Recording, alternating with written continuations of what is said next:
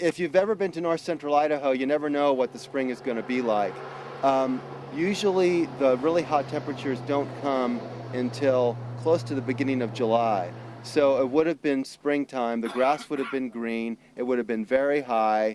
We're getting close to the equinox, so the days would have been very long. So Captain Perry spends the night at the top of the pass. Keep in mind they've just ridden 2 days from Fort Lapwai. They're exhausted, they're tired, they're uncertain. The troopers are not well trained. Some of their horses have not been trained to work with the cacophony of rifle fire. And there's a trooper who lights a cigarette at the top, or excuse me, a pipe at the top of the pass. And almost immediately they hear the howl of a coyote, which isn't a coyote. The Nez Perce probably were tracking them as they went out of Grangeville.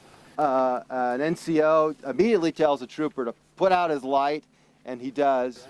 And then after, just before daybreak, so we're talking maybe 3:30, 4 a.m., the two columns of cavalry and volunteers begin a ride down the valley. Now there used to be a wagon road that didn't come from the current place where the highway comes over. There's a place on the other side of the hill. So they would have been taking a wagon road. And when we get to the top of the hill, you can barely see the outline of it.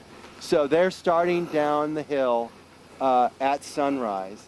And they get to the ridge that you see the tree and meet the Nez Perce. Probably, nobody knows what the time would have been, but let's just say it took them about 2.5 hours, so maybe 6:30 a.m. As Perry comes up, he's got his trumpeter next to him, Trumpeter Jones, because keep in mind, the cavalry communicates with bugle calls. Their rank was a trumpeter, but they had bugles. Well, Firebody is on this knoll. Trumpeter Jones is coming up with Perry. This is several hundred yards. Firebody takes a shot, kills Trumpeter Jones. And our archaeologist, who's a hunter, got a laser rangefinder and went onto the top of this knoll to measure the distance, and I think he said it's 300 or 400 yards. I do not know what kind of weapon Firebody had. The Nez Perce had a whole host of weapons. They had, some of them had traditional bows and arrows and war clubs. Some of them still had trade muskets, smooth bore, flintlock trade muskets.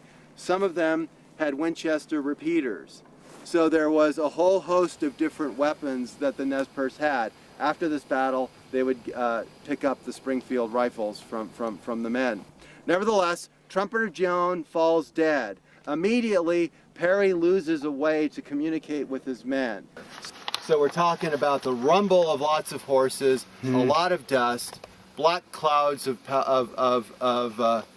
black powder smoke, and no trumpeters. So by the time Captain Trimble begins to deploy his men, Captain Perry has lost cohesive control of his command, and they're beginning to break up and move off the hillside in small groups. As the men are retreating, there's Nez Perce rifle fire pouring into the ranks. Men are losing their horses, men are losing their lives, and some of them will retreat back up the valley with only their 2 legs to carry them. And as we'll find out, that's what end up in some of their untimely demise. So again, from the moment the peace party comes up to this moment in time when Trimble is beginning to lose confidence in his men, we're maybe talking about 20, maybe 25-minute time period. As for the soldiers, I mentioned earlier, Perry and Trimble disagree with each other to the point that it ends up with a board of inquiry. The board of inquiry says, no way, Captain Trimble, you don't have any right to denigrate Perry. So they, it doesn't come to anything. Perry and Trimble continue their careers. As I mentioned earlier, the psychic wounds of 1877 are very much a part of many of the Nez Perce, in particular those who have descendants.